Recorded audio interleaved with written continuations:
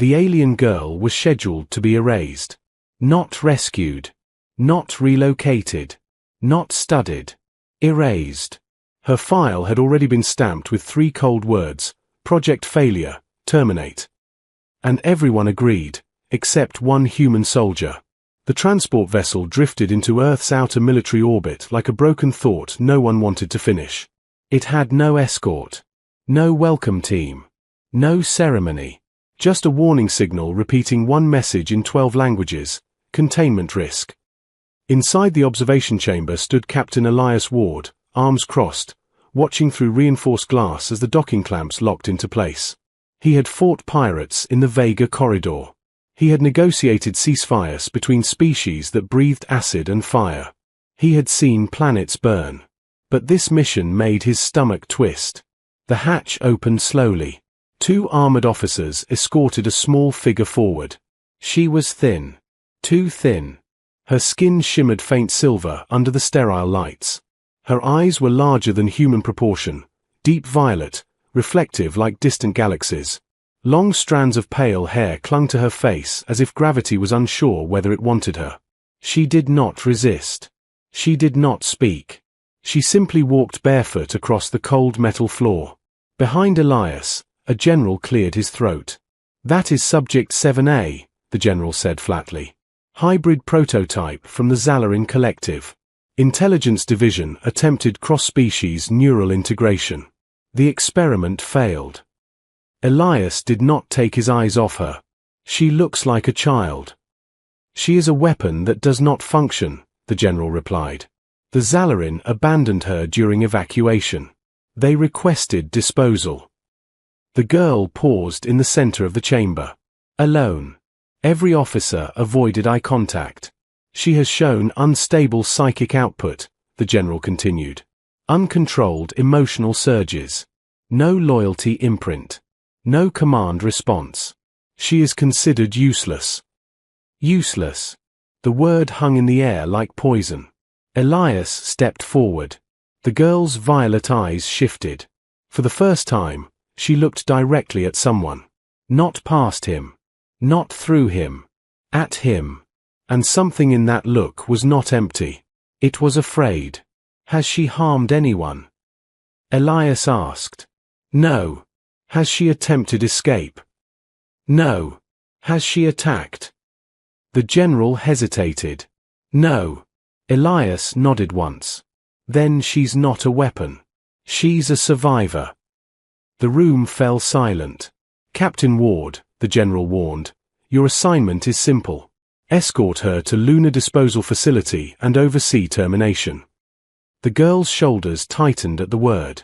Termination. Elias heard it. She understood. "She understands us," he said quietly. "She understands nothing," the general snapped. "She failed every integration test. No speech. No obedience pattern. No measurable strategic value." Elias took another step closer. The guards shifted nervously. He crouched slightly so he was eye level with her. "My name is Elias," he said gently. The girl did not speak. But her breathing changed. Small. Uneven. "You're not a failure," he said softly. The guards exchanged confused looks. The general's voice hardened. "Captain, this is not a charity case." Elias stood. "No, it's not. It's a sentient being handed to us because someone else gave up." The general's eyes narrowed. "You are a soldier, not a social worker." "And I'm human," Elias replied. Silence spread across the chamber like slow thunder. Humans had a reputation in the galaxy. Too emotional. Too stubborn. Too attached to things others would discard. The Zalarin believed strength meant efficiency. Earth believed strength meant choice. The general exhaled sharply. "You are requesting reassignment." "I'm requesting time." "For what?" "To see what they missed." The general stared at him for a long moment. "Finally. 48 hours, he said coldly. "If she proves unstable, she is terminated." And this conversation never happened. Elias nodded. The guards released her restraints. She did not run. She did not speak. She simply stood there, watching him like he was the first unfamiliar star in her sky. Hours later, she sat in the corner of a quiet observation room aboard Elias's cruiser. She hadn't moved much. Hadn't eaten. Hadn't responded to standard language prompts. Medical scans showed no disease. No malfunction. Just elevated stress markers. Elias sat on the floor a few feet away, back against the wall. He removed his sidearm and placed it on the table. Then he removed his rank insignia. Then he spoke.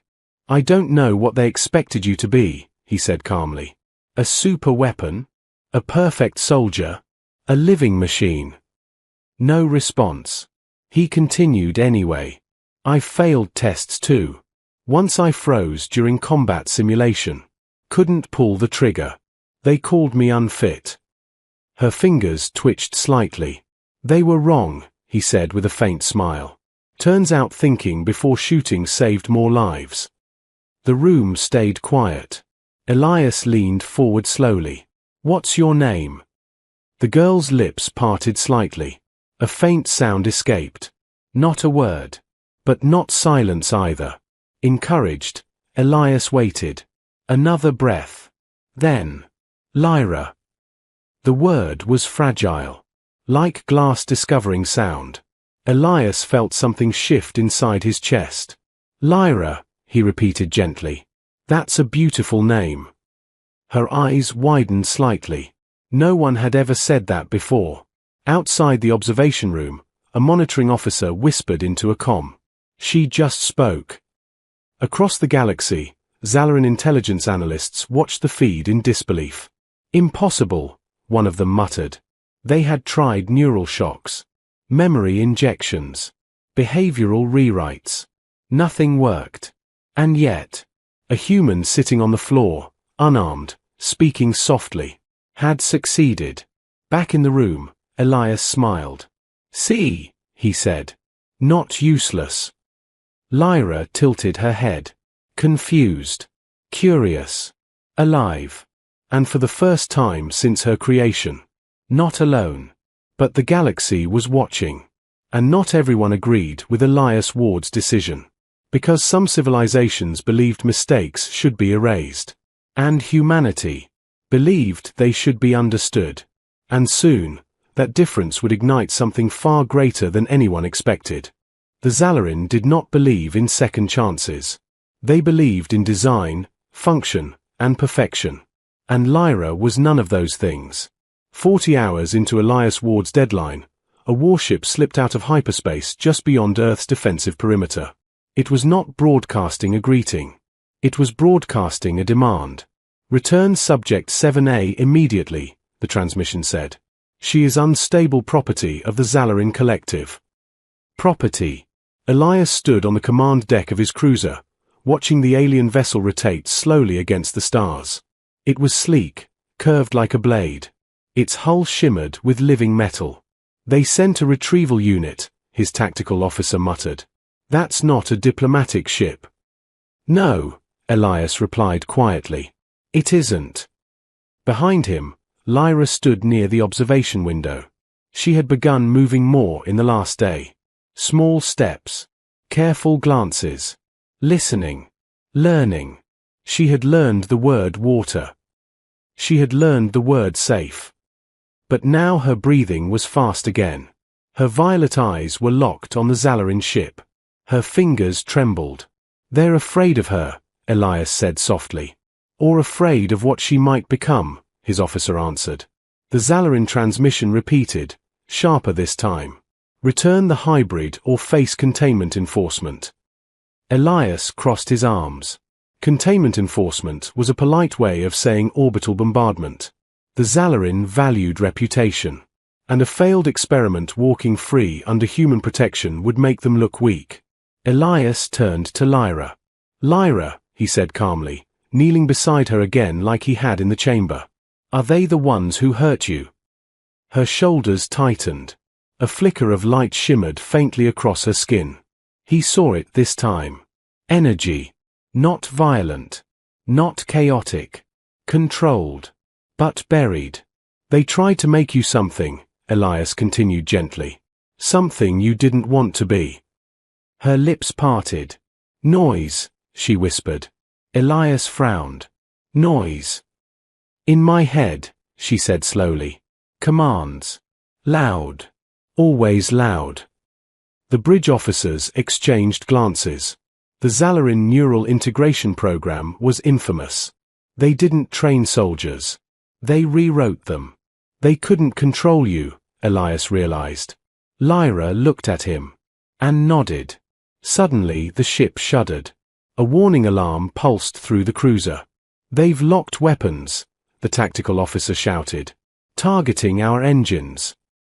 The Zalarin ship charged a focused plasma lance, not enough to destroy Earth's defenses, but enough to cripple Elias's vessel and retrieve Lyra by force.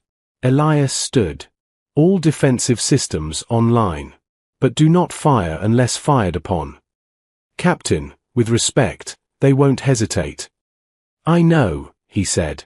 Lyra's breathing became erratic. The lights flickered. Static crackled across communication panels. Captain, the engineer yelled, we're detecting a surge. It's coming from inside the ship. Elias turned. Lyra had stepped away from the window. Her eyes were glowing faintly now. Not violently, but brightly. The Zalarin ship's weapon charge began to fluctuate. Across space, their plasma lance flickered, then destabilized. On the alien bridge, alarms blared. Energy feedback, a Zalarin commander hissed. Source unknown. Back on Elias's cruiser, the air hummed softly. Lyra closed her eyes. Her trembling stopped. The flickering lights steadied. The Zalarin plasma lance powered down completely. Silence filled space. No explosion. No attack. Just quiet. Lyra opened her eyes. The glow faded. She swayed slightly. Elias caught her before she fell. You did that, he whispered. On the Zalarin warship. Panic spread. She is interfacing remotely, their tech officer gasped. Without implants. Without amplification. That is impossible. But it wasn't. The Zalarin believed control required force. They believed power required dominance. They had built Lyra to be commanded. What they never understood was that humans approached intelligence differently. They listened. Lyra wasn't unstable. She was overwhelmed. Her mind wasn't broken. It was powerful. And without someone shouting commands into it, she could choose. Elias lifted her gently. You don't belong to them, he said firmly. The Zalarin ship powered engines again, but this time, not weapons. It began retreat maneuvers. They're pulling back, the tactical officer said in disbelief. Elias allowed himself a small smile. They just learned something important. On the Zalarin bridge, their commander watched the human cruiser. Humans, he muttered bitterly. They invest in defects. No, his subordinate corrected quietly, reviewing the data. They invest in potential. Back aboard the cruiser, Lyra rested in the medical bay. Her vitals were stable. Her neural activity, extraordinary. Elias stood beside her. You didn't attack them, he said softly when she woke. She looked up at him. Didn't want hurt, she said slowly. He nodded. You stopped them without destroying them. She tilted her head slightly. Choice, she whispered. Elias smiled. Yes. Choice. That was the difference. The Zalarin engineered obedience. Humans nurtured independence. One created weapons. The other created allies. A secure transmission arrived from Earth Command. Captain Ward, the Admiral's voice came through, controlled but impressed. Explain how one hybrid child just disarmed a Zalarin warship without firing a shot. Elias looked through the med bay glass at Lyra. Simple, he said. You gave her 48 hours. There was a pause. Then, new orders, the Admiral said slowly. Subject 7A is no longer classified as disposal. She is under protective human status until further review. Elias allowed himself to breathe fully for the first time in 2 days. Lyra was no longer scheduled for erasure. But the galaxy had noticed. Across multiple systems, alien governments replayed the footage. A discarded hybrid. A human soldier. A warship forced to retreat. Not because of superior firepower, but because of understanding. And for the first time, other civilizations began asking a dangerous question. If humans treat their failures like this, what else are they capable of? Elias returned to Lyra's bedside. You're going to have a lot of people watching you, he said gently. She studied his face. Bad. Some, he admitted. But many will be curious. She thought about that. You curious? He smiled. Very. She blinked slowly. Then, softly. Stay. Elias didn't hesitate. Always. But in deep space, beyond the edge of monitored territory, a second Zalarin fleet was already mobilizing. Not to retrieve. Not to negotiate. But to prove a point. Because the collective did not tolerate embarrassment. And humanity had just embarrassed them in front of the stars. The next encounter would not be a warning. It would be a test. And this time, the entire galaxy would be watching. The second Zalarin fleet did not arrive quietly. It tore into the solar system like a silver storm. 6 warships. 1 command carrier. Weapons fully armed. No warnings. No negotiations. Just a single message broadcast across every frequency. Return the hybrid. Or Earth will be corrected. Across Earth's orbital defense network, alarms screamed. Cities paused. Military fleets mobilized. News channels exploded with panic. And on the command deck of the cruiser Resolute Dawn, Captain Elias Ward stood beside Lyra as stars shifted with the arrival of overwhelming force. They're not afraid anymore, his tactical officer whispered. No, Elias said quietly. They're angry. The Zalarin command carrier moved forward, dwarfing Earth's defense stations. Its hull shimmered like living glass, reflecting sunlight in cold patterns. A new transmission opened. The Zalarin High Executor appeared on screen. Tall, pale, eyes like polished stone. Humanity, the Executor said calmly. You harbor defective property. You interfere with collective authority. Return the hybrid immediately. This is your final opportunity to comply. On Earth, world leaders watched. Military advisors whispered about casualty projections. Human fleets were brave. But Zalarin technology was older. Refined. Precise. Elias stepped forward into the transmission field. She is not property, he said firmly. She is Lyra. And she chooses to stay. The executor's expression did not change. Choice is inefficient. Elias almost smiled. That's where we disagree. Behind him, Lyra stood still. But something was different now. She was not trembling. Her breathing was steady. The executor continued. You misunderstand your position. The hybrid contains advanced neural architecture designed for fleet command synchronization. If left uncontrolled, she will destabilize. Elias glanced back at Lyra. Is that what you are? He asked softly. She shook her head. Not command, she said quietly. Then what? She looked past him, at the Zalarin fleet filling space like a wall. Connection. Across the bridge, sensors began lighting up. Captain, the communications officer said sharply, we're detecting signal patterns, not from them, from her. The air felt charged. But not violently. Warm. Alive. Lyra stepped forward. Too many minds, she whispered, eyes glowing faintly. They force same thought. The Zalarin fleet operated as a hive-linked command system. Their ships shared tactical data through synchronized neural AI cores. Efficient. Precise. Predictable. Lyra closed her eyes. For a moment, nothing happened. Then, across the Zalarin fleet, weapon locks flickered. Formation alignment wavered. Not disrupted. Not destroyed. Just questioned. On the Zalarin command carrier, officers stiffened. What is this interference? It's not an attack, one technician said in confusion. It's a signal reflection. Lyra's voice was soft, but it carried. They never asked, she said. Asked what? Elias murmured. If ships agree. A pulse moved outward from Earth's orbit. Not destructive. Not explosive. It was something else. An invitation. Across the Zalarin fleet, synchronized commands began to delay by microseconds. Ships hesitated. Tiny variations. Small independent adjustments. The hive rhythm faltered. On the Zalarin flagship, the executor's eyes widened slightly. She is breaking formation logic.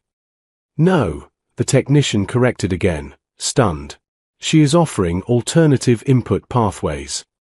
On Earth's command screen, military analysts stared in disbelief. The Zalarin fleet, famous for flawless coordination, now moved with slight differences between ships. Individual corrections. Independent timing. For the first time. They were not perfectly unified. Lyra opened her eyes. They are not machines, she said softly. They just never learned alone. Elias felt a slow realization unfold. The Zalarin built control. Humans built trust. Lyra was not overwhelming them.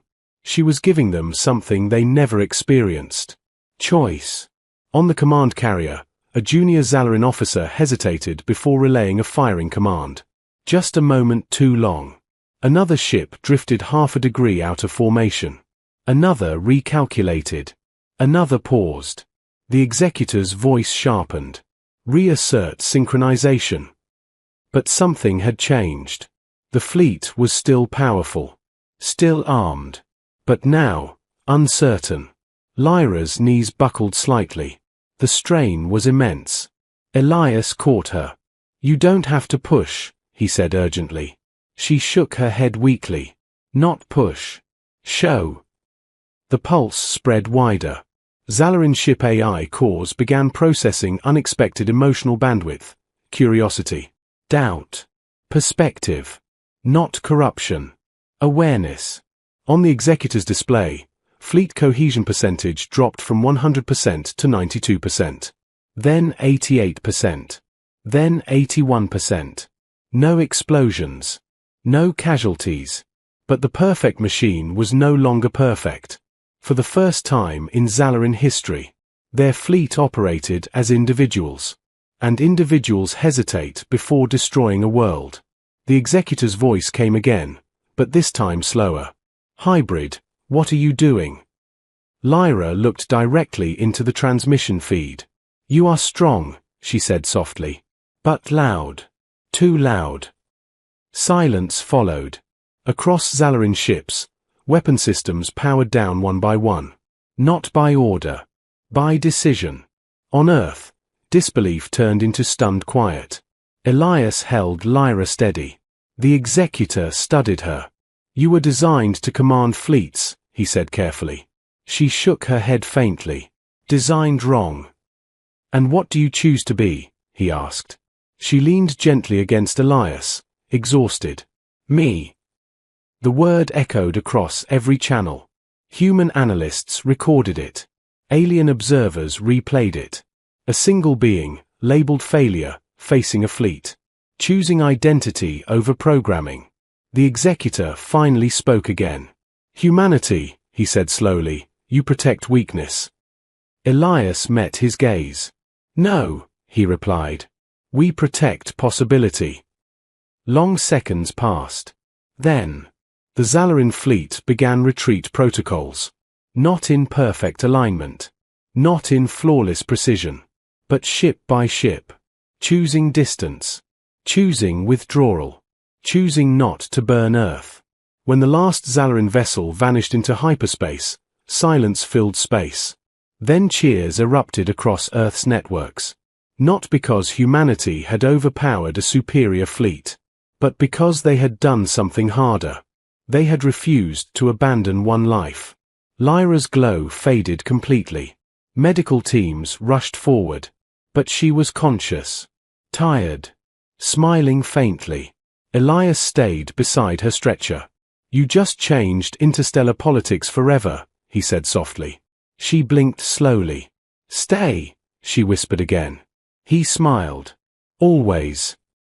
Weeks later, ambassadors from multiple species requested meetings with Earth. Not to threaten. To understand. The story spread across systems. The day humanity defended a discarded hybrid. The day a fleet learned to think for itself. The day a failure rewrote power without firing a shot. And somewhere, on a quiet balcony overlooking Earth's oceans, Lyra stood beside Elias, watching sunrise paint the horizon. You think they'll come back? She asked gently. Probably, Elias said honestly. Fight. Maybe. She thought about that. Then we show again. He smiled. That's the human way. Above them, stars burned quietly. Watching. Learning. Because the galaxy had discovered something unexpected about humanity. They do not win because they are the strongest. They win because they refuse to give up on what others throw away. And that is far more dangerous.